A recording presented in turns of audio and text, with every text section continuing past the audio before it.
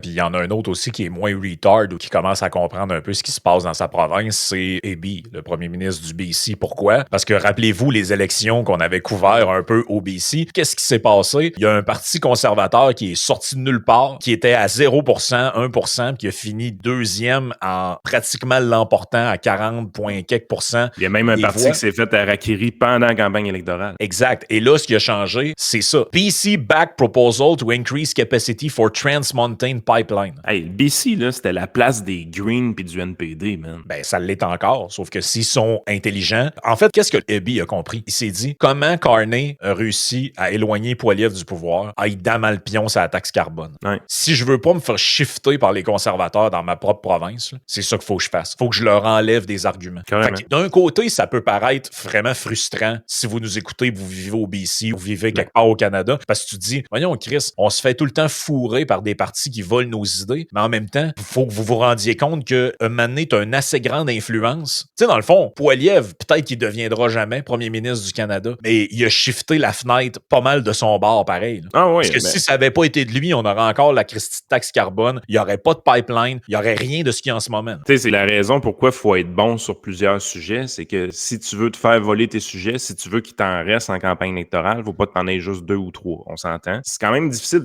Quand on l'a eu en entrevue, Poilievre, ce qu'on s'est rendu compte en lui posant des questions justement sur toutes sortes de sujets, c'est que tu te rends compte que le gars, il a une belle profondeur sur tous les sujets. Mais le cycle médiatique veut pas ça. Le cycle médiatique veut qu'on parle de choses insignifiantes tout le temps. Fait qu'on a l'impression que les politicos ont juste 2-3 liners à répéter, tu sais.